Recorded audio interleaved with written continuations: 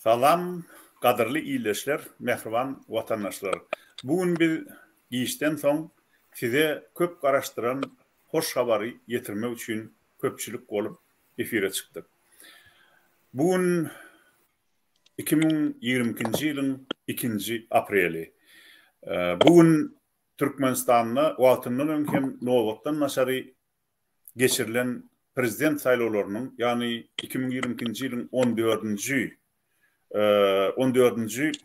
Mart'ında geçirilen prezident sayılarının ikinci tapkırı bolup geçti. Çünkü birinci tapkırda bolan beyatleşik hiç kimin şol birinci tapkırda yeňmänligini görkezdi. Birinci tapkırda 2 tane adam öňe düştü. Ol Demokratik Platformadan ýeketä kandidat görkezlen, Dalaşýar görkezlen Murat Gurbanov bilen hem de Türkmenistanyň Dalaşýar görkezlen öňkü diktatoryň ogly indiki diktator Serdar Berdimuhammedow.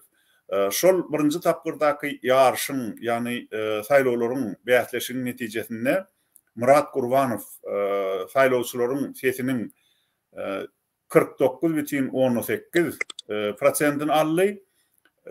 Serdar Berdimuhammedow bolsa 16,72% aldy. Netijede bu iki Dalaşýar öňe saýlandy hem de Türkmenistan'da prezident saýlawlaryny geçirmek boýunça Yemen kanun kodeksinin maddalaryna laýyk maddalaryna göre ikinci tapkıra çykdylar. İkinci tapkır hem edil şol saýlaw kodeksinde bellenişi ýaly 2 hepdeden gowrak wagtyň dowamyna geçirildi. 2. aprelde ine şu gün mukaddes Orada aýynyň 1-nji gününe. Netijede doğrudan hem mukaddes Orada aýy Türkmen halkyna biziň hemmämize aýratyn bir uly sowgat etildi. Bu beýatleşikde prezident saýlawlarynyň ikinji tapgyryna iýleşimiz Demokratik Watan Türkmenistan halk hereketiniň esaslandyrjysy hem de onuň lideri Murat Gurbanov ýeňişgandy. Bugünkü ikinji tapgyrdaky beýatleşikde Murat Gurbanov näçe prosent ses aldy hem de onuň beýatleşi Serdar Berdimuhammedow näçe prosent ses aldy. O barada häzir basym biz öz iýleşimiz dewletiniň aktivisti Musa Röwşene söz berer. Ýöne ondan men şu dabaraly ýygynaga gatnaşýan iýleşlerimiziň hemmesine hoş geldiňiz diýesim gelýär. Hoş geldiňiz kadırly iýleşler. Salam aleykum, hoş bulduk. Hoş bulduk. Onu inni garşy bolmasaňyz şu beýatleşigiň ýani prezident saýlawlarynyň ikinji tapgyryna ikinji tapgyrynyň netijeleri bilen jikmejik tanışdyrmagyny haýyş edip iýleşimiz dewletiniň aktivisti Musa Röwşene söz bereliň. Goý ol saanlar bilen siziň öňüňizde çykyş etsin. Musa, başlygyny söz senin. Assalamu aleykum vatandaşlar. Ramazan ayı bilen kutlayan, onda geçirilen 2. apreldeki prezidentin saýlawlarynyň netijesi, 2. aprelde geçirilen Türkmenistan prezident saýlawlarynyň ikinji tapgyrynyň netijeleri, prezident saýlawlarynyň ikinji tapgyrynda jemi 155.984 sesler berildi. Murat Gurbanow'a berilen sesleriň jemi 116.790 ses. Ya da umumi berilen seslerden 74,82%. Serdar Berdimuhamedow'a berilen seslerin jemi 39.275 ses. Ya da umumi berilen seslerin 25,18%. На русском языке. Итоги второго тура президентских выборов в Туркменистане, прошедших 2 апреля 2022 года. Во втором туре президентских выборов всего проголосовали 155 984 голоса. Общее количество голосов, отданных Мураду Гурбанову, 116 709 голосов, или 74,82% от общего числа проголосовавших граждан Туркменистана. Общее количество голосов, отданных за Сердара Бердимухамедова, 39 275 голосов, или 25,18% сотых от общего числа проголосовавших граждан Туркменистана.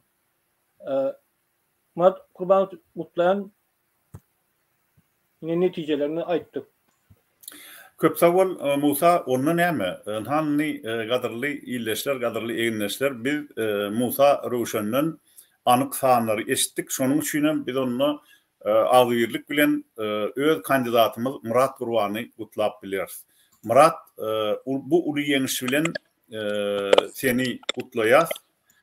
Hemmemizem özümizem gutlaýas. Diýmek onu biz şu eden işlemimiz uzak wagtyň dowamyna eden işlemimiz ören gowy netije berdi. Hem de Ýewropada hem erkin dünýäde geçirilen elektron prezident saýlawlarynyň netijesinde illeşimiz Murat Gurbanow Türkmenistanyň hakyky prezidenti hökmünde öňe saýlandy hem de bu ýeňşi gadandy. Gutly bolsun Murat. Sizin bu gazanan ýeňşiňiz belki bütün halkymyzyň, ýurdumyzyň peýdasyna bolsun. Sağ olun.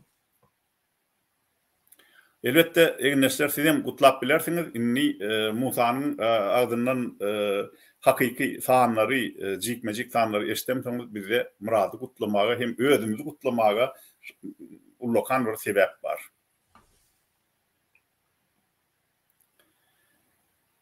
Egerde kimde kim gutlayan bolsa men pikirimçe mikrofonuňyzy açmaly. Kim ilki bolup gutlamakçy men söz bereýin. Men aýdar. Aýdy berin diýler. Assalamu aleykum. İlk bilen hemmeňizi ýetip gelen Ramazan aýy bilen gutlayan ve Ramazan aýynyň birinji gününde böyle bu habarlar bilen ýene bir geze gutlayan. Murat Gurbanow sizi de gutlayan, bizi de hemmemizi bu men pikirimçe iň bir важный adımlardan biri. Şu 160.000 adam ses berdi diýen zat men pikirimçe bizim üçin ören bir inanılmaz bir hereket. Sağ olsun aýdýan vatandaşlarymyza ses beren. Men pikirimçe indi bundan beýle ýene de köpeleriz. Indi işimiz başlayacak. Nesip olsa hemmemiz öňe gidelim, ýene de bundan hem aktiv gatnaşalyň, hemme ädimlerimize goşulyň. Gutlayan hemmemizi. Sağ ol Leyla. Inni şu taýda aýtmaly zat elbetde bu ikinji tapyra gatnaşan adamlaryň, ses beren adamlaryň sany birinji tapyrdakydan epesli az boldy. Ýadyňyza düşýän bolsa birinji tapyrda 400.000-den gowrak illeşlerimiz saýlawçylar saýlawa gatnaşdylar. Hem de şolaryň 208.000-si Murat Gurbanowyň peýdasyna ses berdi. Emma şol ikarada Türkmenistanyny Serdar Berdimuhammedowyň ýalanynyň bolsa ýa-ni prezident diýip ulan edilmegi, hamana inaugurasiýa geçirilmegi adamlaryň belki de belli bir böleginiň susupetligine getiren bir waka bolan bolsa gerek. Şonuň üçin ikinji tapyrda saýlawlara gatnaşan, elektron saýlawlara gatnaşan adamlaryň sany epesli azaldy. Naýanky Musa aýdyşy ýaly olaryň sany näçe diýdiň Musa? Jemi sany bu gedek gatnaşanlar eger birinji tapyrda 400.000-den gowrak bolsa mikrofonuňy aç Musa.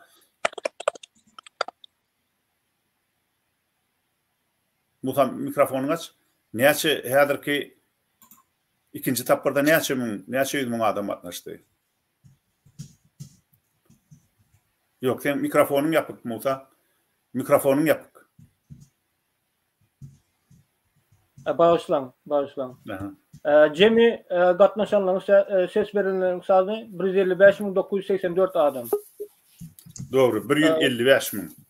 984. 155.000. Şolaňam näçesi Murada ses berdi? Murat Gurbanow berilen sesleriň jemi 116.709 sanysy ses berdi. Ýa-da 74.182%. Köp sağ ol. Hanny şu sanlar ýankaýdyşym ýaly ikinji tapyrda ses beren illeşlemimiň nimetiniň adalanyny görkezýär. Ýöne oňa garamazdan Türkmenistan'da prezident saylawlaryny geçirmek boyunça saylao kodeksinin ähli şertleri yerine getirildi. O yerde hiç ili plança adam absolut sanlarda gatnaşmaly ya gatnaşmaly şunça orta ol kanuni pasaplanya saylaw bolmasa da kanun değerli pasaplanya diýen olar ýaly çeklendirme yok. Şonuň üçin bu geçirilen elektron saylawlar doly şol nimeni kanaatlandyrýar. Şoň maddalaryna laýyk gelýär. Şoň üçin elektron saylawlaryň netijesini inni dünýä derejesinde ikrar ettirmek galýada. Onuň üçin hem elbetde inni hakyky iş başlanýar. Inni bir hasam beter bileleşip adwirlik bilen şu öz gazanan ýeňişimiziň netijelerini birinji bilen Ýewropa Birleşiginiň çäklerini Brüsselde, soňra da Amerikanyň kongresinde, Londonyny hemde beýleki demokratik ýurtlaryň paýtahtlaryna şonuň ikrar edilmegini gazanmaly. Ine mesele şo barada bar ya. Şonuň üçin hem häzir bugünkü dabaraly gün elbetde biziň diňe şatlanyşymyz gelýär, öz ýeňişimize begenetimiz gelýär. Ýöne onu da erteden başlap alyp barmaly işleri hem undup bilemdi. Şonuň üçin ol gaýta özüni ýatladýar. Inni ýene-de kim bu gadandan ýeňişilen halkymyzy hem nimeni alternativ prezidenti gutlamak isleyen olsa elini kaldırsın ya da duydursun. O zaman hepsi onunla senden aydı ver. Assalamu alaikum izleyiciler. Hemmenize yetip gelen mübarek Ramazan bilen kutlayan yine de şeylede Murad Ağa'nı, Murat Kurbanov devletin liderini hem kazanan ikinci yenisi bilen hem kazanıyız. Elbette hem online rejimde internet aleminde bolup geçtiren saylawlar halkın aklında her türlü pikirler ýa-da soraw işaretler döredip biler. Yani bu hem ulu bir kazanç, ulu bir başlangıç ve diýjek boluşum ýaly azawal hem akıbet baranyň bellek gelişi ýaly bu Russiya Federasiýasynyň Ukraina garşy eden bu basyp aljylyk hereketleri hem netijesinde Türkmenistanly raýdaşlarymyzyň köpsüni Ýewropa çäklerini, başga ýurtlaryň çäklerine ýetişen ýaş nesillerimizi görüp bilýäs. Şolaryň hemmesini hem aramyza çagyrýas. Sebäpden peýdalanyp, sebäbi bu gidişlik haçana şerli daşar ýurtda ýörjek ýergiç ýurda dolanyp barmaly nesip edenden we dolanyp baranda hem döşümüzi gaýşaryp barmakçy bolmaly. Murad Aganyň da gutlaýan Allah jan soňuny hayır etsin nesip edenden minnettar spasiba. Tamam. Tamam. Köp sağ ol. Hozanepet. Inni şu taýda aýtmaly zat köp adamlar diýýär-de gönümel düşünýänler bar şu ýeňişe. Hanny diýe Murat Gurbanov prezident saýlanan bolsa diýe, inni men şu karada bir näçe adamlar bilen gepleşip geçdim, telefon jaňlary geldi. Biz gutlaýak diýe Murat Gurban Demokratik Platformadan görkezlen dalaşýar, Türkmenistanyň prezidenti saýlandyr. Inni biziň ýylymyzdan haçan samolyot diýerer ka diýe-de. Biziň ýylymyzdan watana alyp gitmek üçin haçan uçar geler. Murat Gurbanov haçan Aşgabatda işe başlar diye. Kadırlı illeşler. Bu ören gowu soraw hem gowu ardy. Egerde doğrudan hem Türkmenistan'da bir çiğdin çetiyalı adalet bar bolsa, şu saylaw işlerini kanunçulukda, konstitusiýaň ýöremeginde bir adalet bolan bolsa, onu bir ýurdun içine geçirerdik şu saylawlary, hem de ýurdun içine belki de edil şu elektron saylawlarda san gatnaşyklarynyň, prosent gatnaşyklarynyň görkezişi ýaly biziň kandidatymyz, demokratik kandidat Murat Gurbanov ýurdun içinde de belki 70'den gowrak prosent ses alardy. Serdar Berdimuhammedow bolsa edil şu elektron formatdaky geçirilen online görnüşinde geçirilen saylawlarda alanjy bir 15-16% sesini alardy. Şu elektron saylawlar dogrusu hakykatdy görkezýär. Egerde adamlar hiç zatdan gorkman, çekinmen ses verseler, şuun kun Türkmenistanyň prezidenti kim bolmaly? Murat Gurbanov ýa da Serdar Berdimuhammedow diýilen sorawa, ine belki de şu elektron online görnüşde geçirilen saylawlardaky ýaly prosent gatnaşygyna ses bererdiler. Inni biziň maksadymyz bugünden beýlek şu alternativ prezident işe başlamaly Ýewropada hem erkin dünýäde hem de şonuň netijesinde birnäçe wagtdan soň biz alternativ erkin dünýäde saýlanan prezident Murat Gurbanowyň ýurdun içinde şol öz prezidentlik postuny eýlep soňum hakyky şo taýda ýurdun içinde prezident saýlawlaryny gaýtadan geçirip halka täzeden prezident saýlamaga mümkinçilik bermeni gazanmaly. Ine bizim esasy öz öňümizde goýan maksadymyz şeýle. Ýöne şol iki arada indi biz şol elektron saýlawlaryň netijesinde saýlanan hakyky Türkmenistanyň menim pikirimçe hakyky prezidenti. Ol Serdar Berdimuhammedow yalan karam iş bilen ýöne bir saýlanan näle bellenen eline ýöne sowgat berilen adamda prezidentin postu. Inni onu hasap etmen geregi yok. Ol bir ýöne garantga hakyky prezident Murat Gurbanow ýurdun içine girip bilýänçe daşary ýurtlaryň demokratik döwletleriň hem halkara hukuk goraýjy guramalaryň gollaryna daýanyp şol ýurdun içine girip bilýänçe garawul prezident postuna, prezident kürsüsine garawul bolýar-da. Serdar Berdimuhammedow. Şol garawulçulugyny tabşyrmaly ýakyn wagtlarda Murat Gurbanowa, onuň şonuň netijesinde de Türkmenistanyň hakyky demokratik reformalar hem özgörüşler başlanmaly.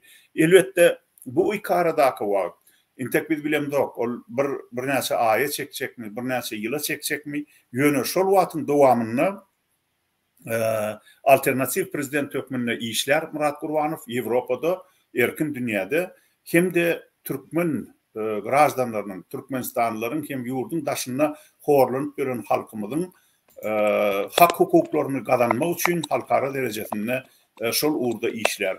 Hem de Murat Gurbanow menim pikirimçe öz bir komandasyny düzmeli prezident hökmünde hem de şol prezident komandasy aýdylşy ýaly alternativ hökümet düzülmeli. Şoň netijesinde de halkyň arzy halyny dinlemeli hem de şol adamlaryň näme ýetmezlikleri bar bolsa, näme arzy hallary bar bolsa, şol uğurda da hereket etmeli men hasap edýärim. Ýöne elbetde bu işler bir wagda aňsat düşmez. Bize ören gowy prezident komandasyny hem de hökümet düzmek gerek bolar. Emma o zatlaryň hemmesi inni biz öwrenip uğradyk uğurny. Biz birinji gezek tarihte 30 ýyl garaşdyrlyk diýilip boş geçirilen yıllardan sonra ilkinci gezek öz gepimizi göwürdip, öz ideýamyzy durmuşa geçirdik hem de alternativ prezident saýlawlaryny geçirip şonu da ýeňiş kazanmagy başardyk. Inni Murat menim pikirimçe şu meselede sizin özüňiz hem bir kaz aýtsaňyz gowy bolarmy kadýan?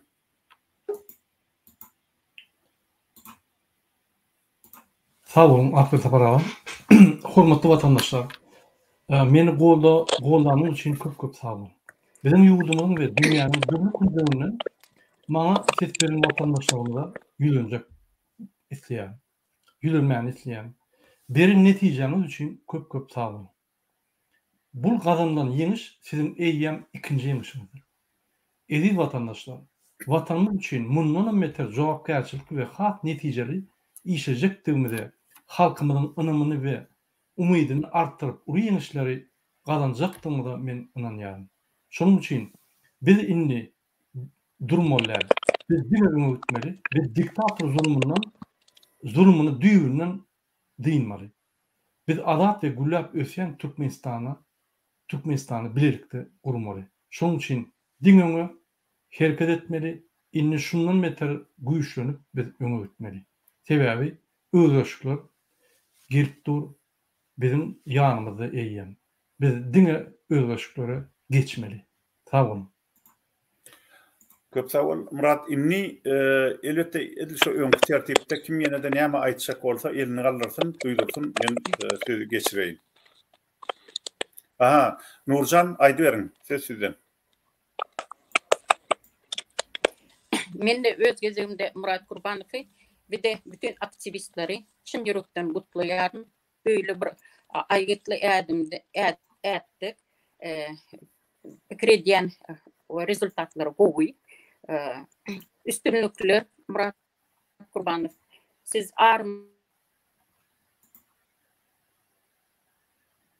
Neme Nurcan'ın sesi kesildi. Nurcan, meni işleýäňiz mi? Onu herikçe Nurcan ýylyna dolanyp gelýänçe ýene de kim görülecek bolsa Liberty entek sen hiçtat aýdamok. Näme görülecek bolsaň aýt, sen gurruňy dowam ediber. Onu Nurcan ýylyna gelse ýene de biz sözü oňa geçireriz. Nurcan geldiňmi? Ýitdiň arasynda näme boldy? İnternet biraz neme diýär, çöte oynap dur. Bağışlan. Yani halkyma da mert duran halkyma köp sağ bolay diýen. Gorkman saýlawlara gatnaşdyňyz. Muň netijeleri gaty gowy boljak.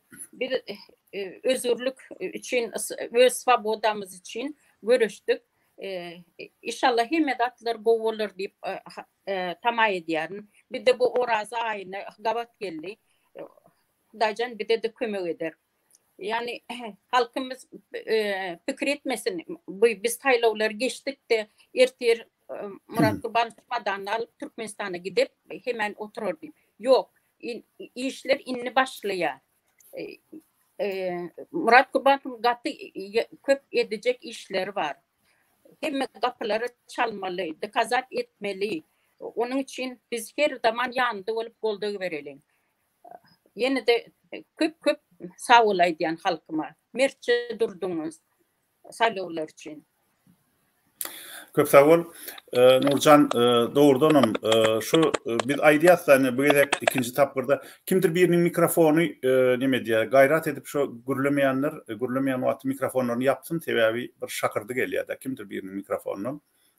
Inni men aýtjak bolýan men ha bir doğrudanım az görýäs. İkinji tapgyrda 155 000 adam gatnaşdy diýär. Doğrudanım başga ýurtlar bilen deňäňde 155 000 adam şu saýlawçylaryň ses verişlige gatnaşmagy az bolup görünýär. Ýöne, egerde Türkmenistanyň höküm sürýän ýagdaýy gödüňini tutsaň, onu ummasyz uly sanlar. Näme üçin? Sebäbi Türkmenistanyň ähli sosial nemeler, ulgamlar gadagan. O ýerde WhatsApp'am ýapak, o ýerde Telegram'am ýapak, o ýerde YouTube'am ýapak, o ýerde asyl hemmedat ýapak. Onuň gadagan, onu ulananlaryň üstüne gelip MKM, yani KGB'ň jojguy şondan dören bir neme mekajinden ýaýran jojuk diýen ýaly şol MKM adamlaryň üstüne gelip alar berýär. Onuň enatasyna ýa-da onuň arnaşlaryna. Şoň üçin adamlar ýaýdanýa öz erkin pikirini sosial ulgamlardan, sosial ulgamlaryň üstünden beýan etmäge ýa-da şular ýalyna şu meselede konkret anyk saýlawlara gatnaşmaga. Egerde Türkmenistanyň milletin bir iň bolmanyna ýarsy erkin girip çıkıp bilýän bolsa da internetde ya da bolmasa 3'den 2 bölegi. Onu häzir belki de biz milyona ýetýän saýlawçylaryň sesini alardyk. Emma ölen gynansaňam Birleşen Milletler Guramasynyň ýany ýakynyna beren maglumatlaryna görä de bari o 1 ýyldan ozal beren maglumatlaryna görä de Türkmenistanyň ilatyň diňe 4'den 1'i ya da hatta onunla mal 15-20% internetten peýdalanyp bilýär. Şeýle ýagdaýda elbetde 155 000 adamyň saýlawlara gatnaşmagyny hem ses bermegini adyranyp oturmagam gerek dälmi diýen. İkinji meseleniň ýene de bir ikinji tarapyna da men degesim gelýär da gysgaça. Anhanny Murat Gurbanow siziň kömegiňiz bilen alternativ prezident saýlandy. Türkmenistanyň alternativ prezidenti Murat Gurbanow diýip siz islenlik edarada, islenlik ýerde aýdyp bilýäňiz. Bizem aýdyp bilýäs. Ýöne şu Murat Gurbanowyň Türkmenistanyň içine girip bilmek üçin inni Türkmenistanda ýaşaýan halkyň hem ýurdun çäklerinden daşarda işläp hem ýaşap ýören halkymyzyň bilerikdäki görüşi, aýgytly görüşi gerek. Biz ören gujurly hem gaty batyrga hereket etmeli, hem de Murat Gurbanowyň prezident hökmüni ýurdun içine goý berilmegini talap etmeli. Biz elbetde daşary ýurtlarda halkara guramalar bilen işleşer bu meselede. Ýöne Türkmenistanyň ýaşaýan halkyň özüniň bu meselede ören gujurly hereketleri gerek. Şonuň üçin siz inni Serdar Berdimuhammedow prezident diýlenine ýok. Serdar Berdimuhammedow biz tanamzok.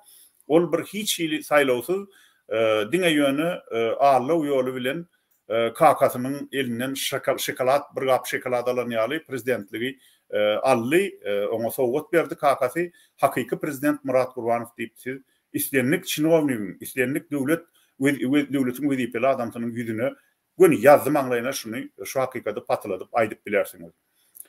Diýmek näme galýa? Bize inni şu öz gazanyň ýeňişimizi durmuşa geçirmek galýa. Şol meselede de hemme zat biziň öz gujurumyza, gaýratymyza barly. Hanni şu meselede kimde nähil teklip ýa-da bir goşmaça pikir bolsa aýdyn, men sözü geçireýin. Men aýdaýyn, akyrda bara. Bolýa, Murat aýdyr. Hormatly vatandaşlar, ýalňyja akyrda paraň bellek geçýär we beýleki aktivistiň bellek geçýär.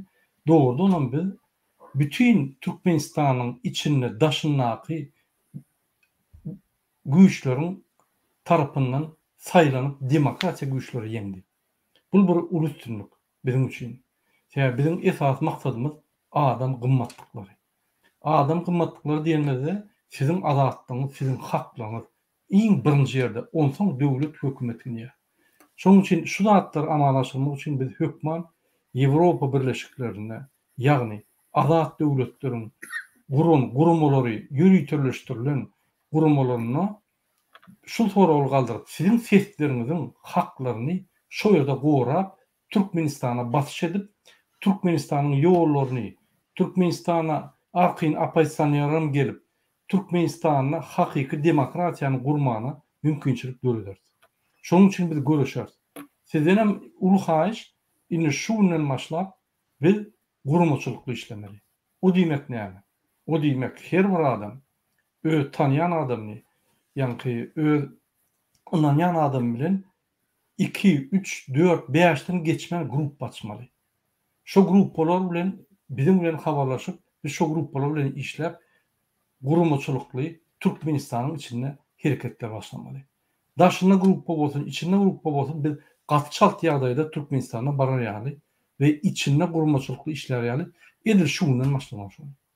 Şonu men sizden haýyş edýän hemmäňizden biz bütün dünýä gurumanyny aýratyn işler we Türkmenistanyň içinde gurumçylykly aýratyn işlemeli bolýar. Şonuň üçin sizin kömegiňiz gerek. Bizini jogapkärçilikli we netijeli öňürtmeli. Sağ olun. Sağ olun şu beren düşündürüşüňiz üçin. Menne bir pikir berýärler şu taýda.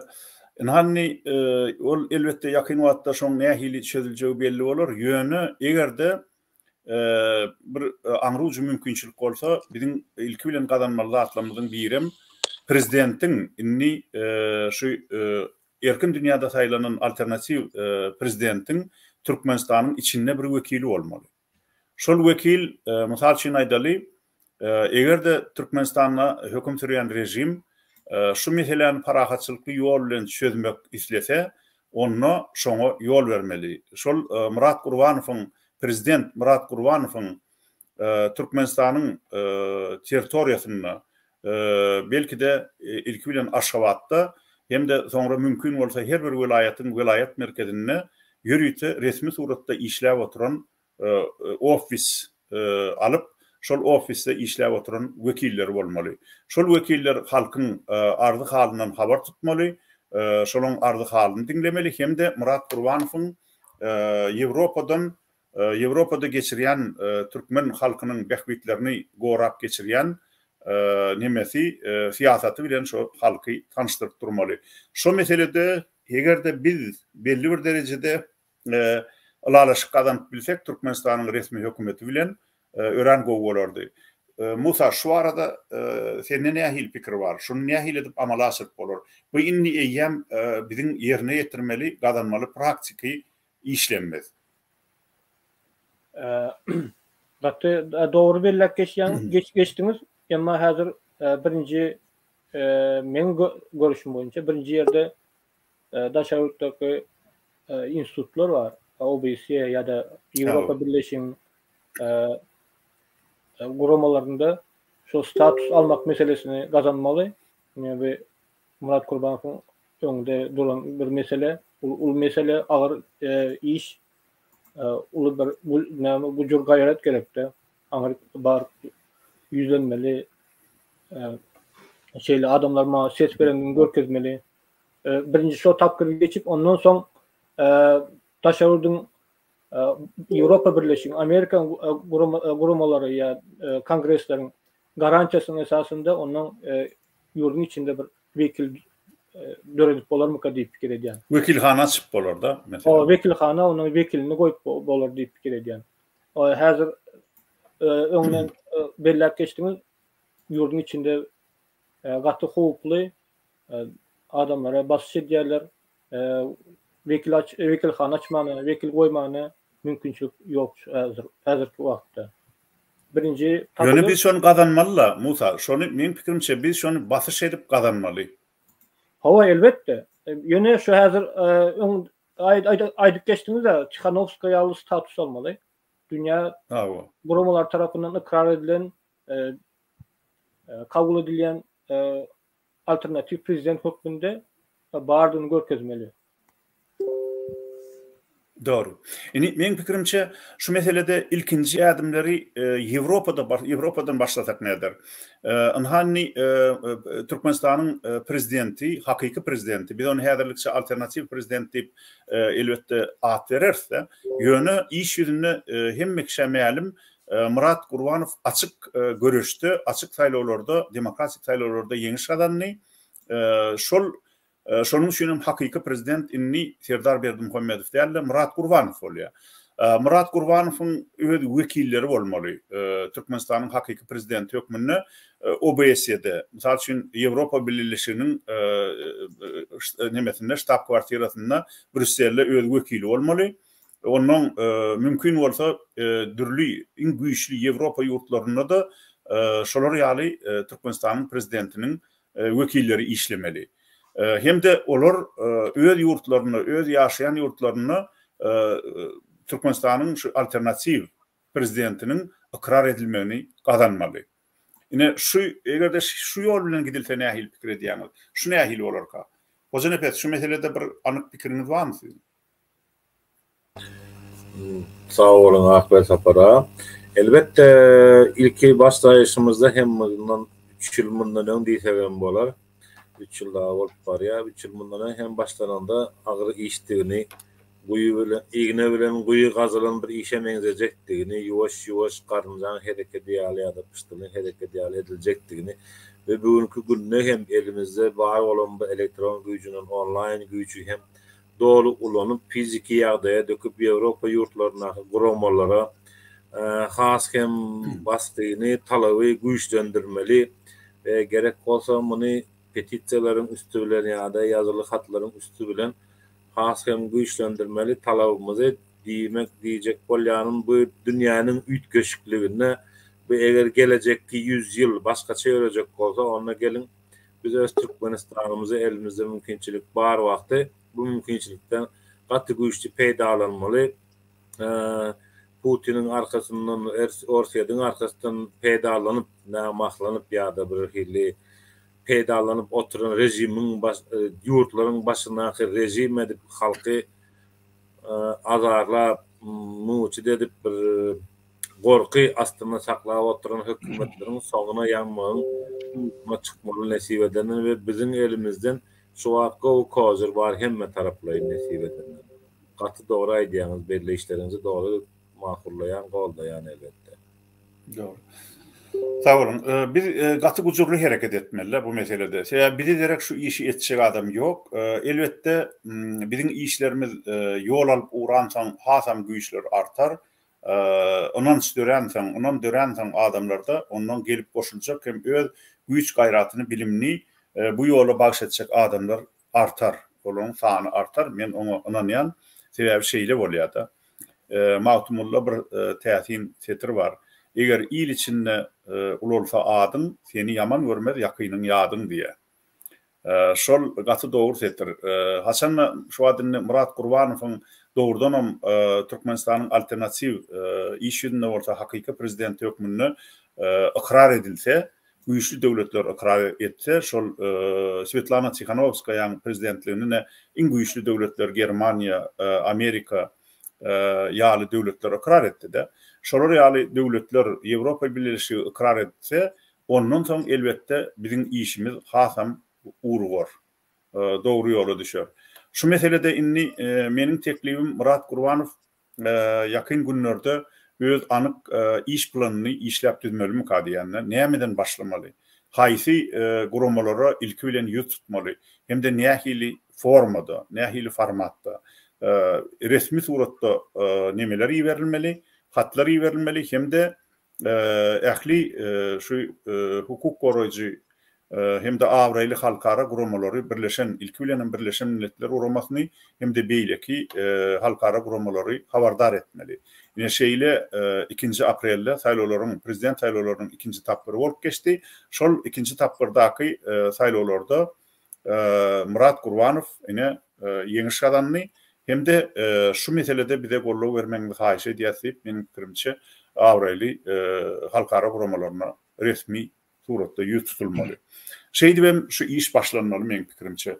Ondan inni Hudaýa şükür şu wagt türkmenler dünýäniň köp ýurtlaryna ýaşaýarlar. Hem de ol ýurtlarda eýýäm gowy kökürdiler da. Şol üçin her kim öz ýaşaýan ýurduny şol ýurdun parlamenti bilen hem de hökümeti bilen hat aragatnaşygyny açyp şu bolup geçen saýlawlaryň netijesi bilen öz ýurdunyň öz ýurdunyň parlamentini hem hökümetini tanıştyrsa hem de kömek haýyş etse, meniň pikirimçe şu ilkinji adımlar şu bolup biler diýip men hasap edýän. Inni geljekde belki de meniň pikirimçe men özüm Murat Gurbanyň Şwetsiýanyň hökümeti bilen hem de parlament bilen duşuny gurmaga synanşaryn. Eger de mümkin bolsa Murat Gurbany biz bu ýere çağırar hem de şu ýerde ol Türkmenistanyň alternativ iş ýüzünde hakyky prezident hökmünde onun Şwed parlamenti bilen Riksdag bilen duşup hem de hökümeti bilen duşup öz iş planlary bilen tanıştyryp hem hyzmatdaşlyk açyp biler. Inni Musa şu meselede näme goşjak aýyrjakladyň?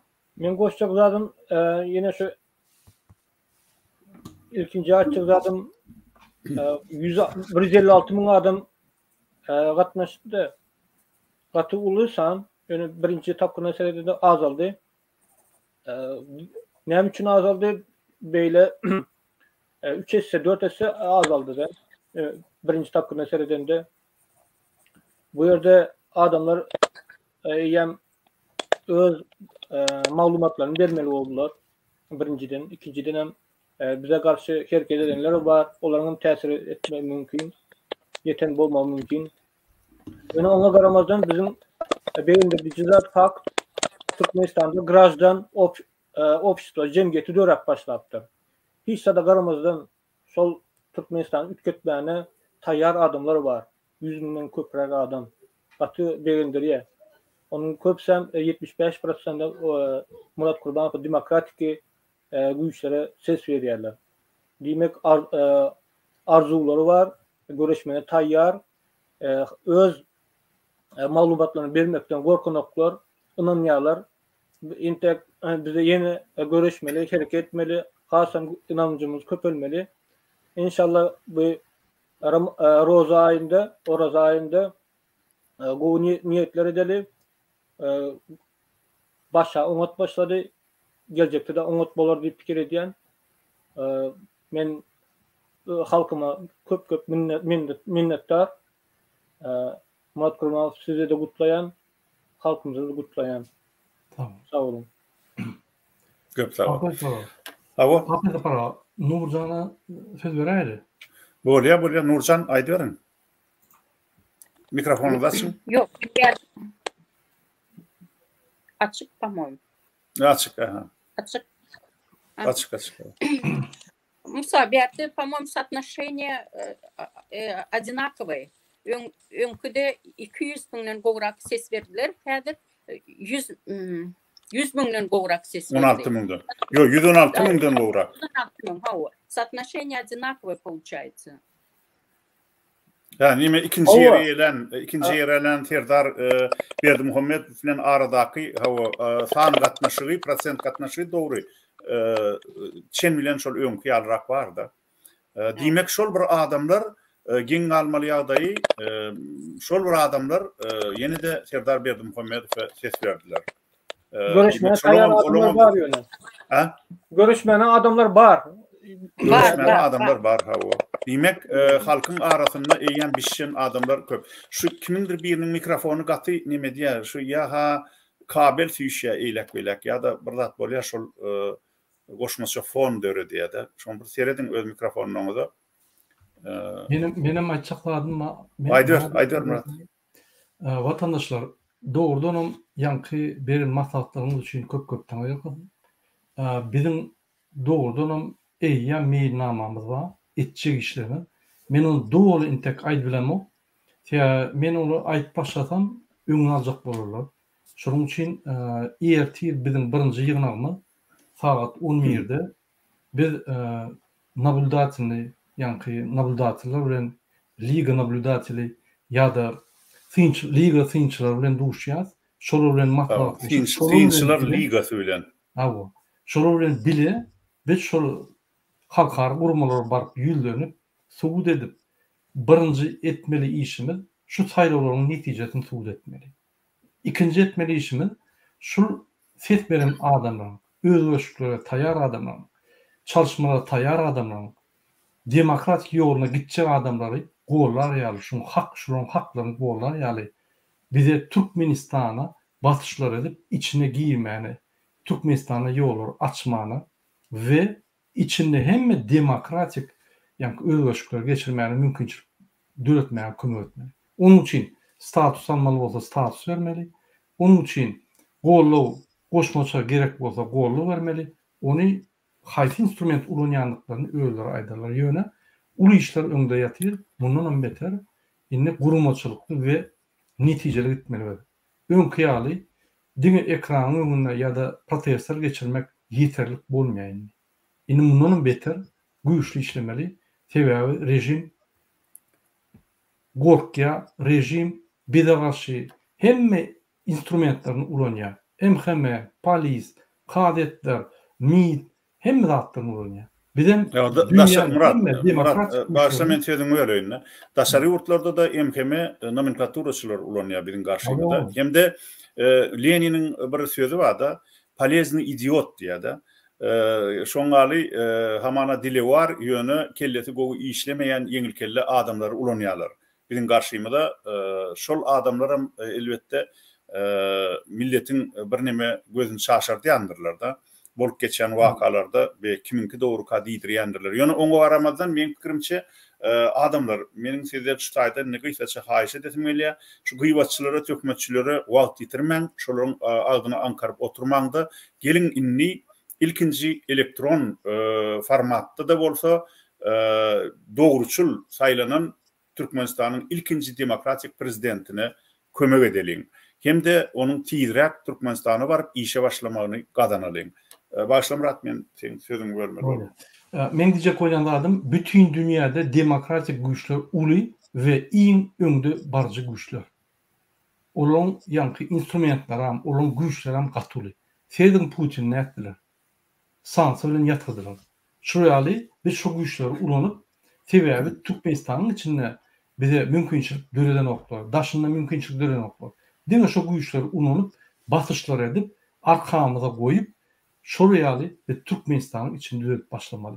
Ondan soň şu güýçler Türkmenistanyň içinde protesta çykýanmy ýa-da guruma aşşakmy ýa-da opozisiýon hereketleri etjekmi bolýan adamlar gollap ulara da kömek ederler. Şonun bilen demokratiýa Türkmenistana gelir. Ine şol işleri biz alyp barar we aram çykyşlar edip netijeler boýunça men öz açýolum size berer. Tamam. Hasabatyn hawa. Men goşsam bolýarmy şu ýerde? Aýdyr. Türkmenistan mıhımysyny ýatlap geçdiňiz, emma häzir geosiýasatda uly özgörüşler gidip durda Ukraina bilen Russiýanyň arasynda uruş Günbatar ýurtlar bilen Russiýanyň bäsleşi gozalyp başlady. Esasen indi ünsü berýän bolsaňyz Russiýanyň ve uly perspektivasy var. Orta Aziýadaki ýurtlara. Şu ýerde diňe nomenklaturada belki yatan agentleri vardı. Russiýanyň öz agentleri.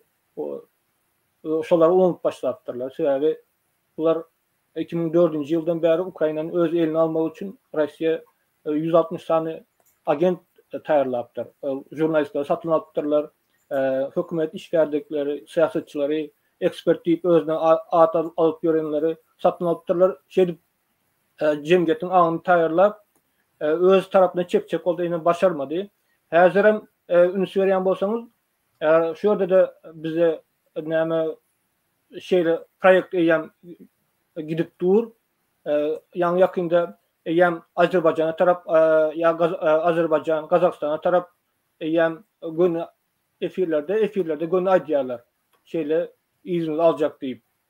Şoň üçin hem Türkmenistanda da şeýle öz proýektleri var. Türkmenistany özüne elini almak üçin Russiýanyň öz agentleri işläp dur. Onam görýänsiňiz, bilýänsiňiz. Şoň üçin zat etmän vatandaşlar dinlesiniz, dinleyen yöne kritik taraftan dinleyen. Doğru diýmekle näme gazanýar, näme temalardan çykyş edýär diýip üns berin. Esasen hüjüm edýän zady Russiýanyň düşmanlary, gadymdan gelen düşmanlar Türkiýe zady diýerler, kritika edip şonuň zady kemçiligini tapýarlar. Gün batar ýurtlarynyň demokratik institutlaryna hüjüm edýärler, Amerika hüjüm edýärler. Adamlar inam gaçyrjak bolýarlar. Şoň üçin inamdan gaçmaň, goşup bilseňiz gaýret edin, goşun, ýema zat etmeň. Şol demokratik ýollary çykýan adamlara zat etmeň, kulakka bartmaň. Demokratik güýçlüň garşysyna çykýanlar diýen. Muradyň aýdyşýaly görüşýänniň garşysyna görüşýänler. Muradyň terminologiýasy boýunça şeýle. Adamlar pikir edýär, ana prezident boldy. Bizde son 30 ýylyň içinde prezident diýen wezipeni bir ýoýup bir kip sapa edýän adam hökmünde görkezýärler. Prezident saýlansa ol işlemeli adam, öz ukybyny görkezmeli adam. Bu ýerde bütkeşik zat kazanmaya prezident bolup, hakiki demokratik prezident bolsa. Şoň üçin ol prezident Murat Kurban prezident boldy diýip zat diýerler da iç garaçylyk diýerler. Ol uly etmeli işi var. Kim prezident bolsa da. Şoň üçin gaýry adamlar kömek edin, goldaw berin. Sag bolun. Dogry, gaty dogry Musa. Inni men Murat Gurbanow bilen epesi wagtdan beri bile işleşip gelýän. Şonuň üçin Muradyň şu prezidentlik ýükü göterip biljekdigine men inanýan. Elbetde hiç bir adam, hiç bir wezipe ilkinji gedek ýetýän bolsa ýa-da bellenýän ýa saýlanýan bolsa, ol 100% taýin bolup bilmez adamlar. Şoň üçin köpçüligiň gollawy gerek. Elbetde biziň hemmämiz oňa gollaw berer, ýakyn eginleşler hökmünde ýöne halk köpçüliginiň hem gaty aýgytly gollawy gerek.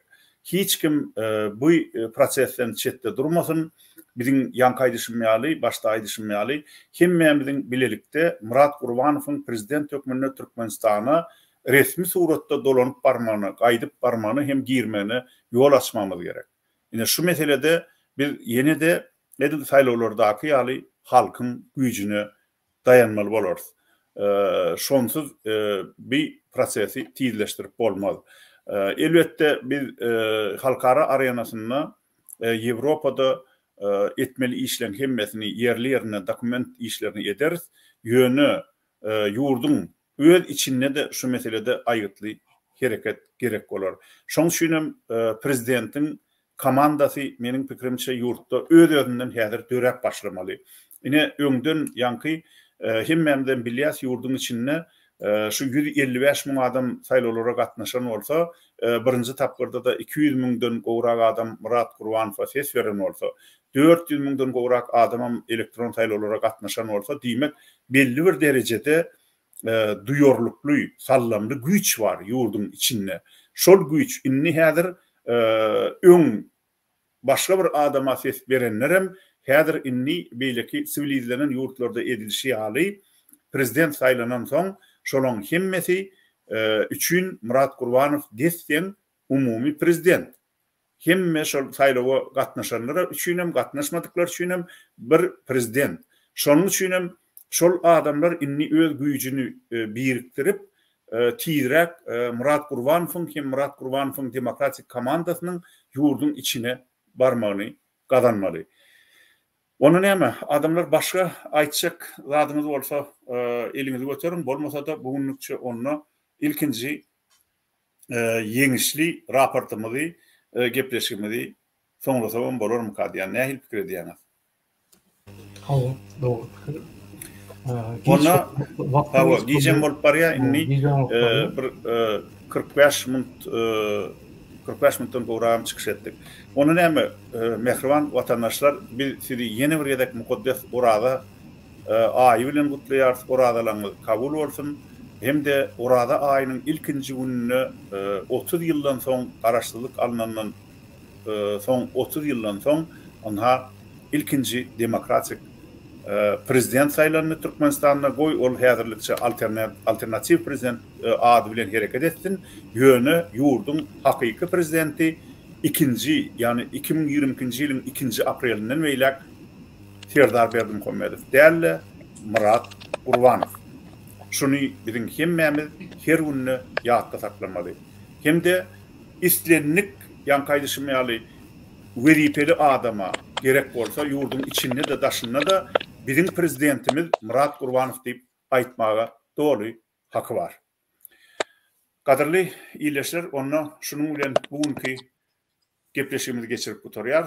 Ýene de efirde duruşýançak hoş sağ bolun. Sağ olun. Sağ olun ýerdeşler. Ağzı birlikde dil güç. Sağ olun arkadaşlar.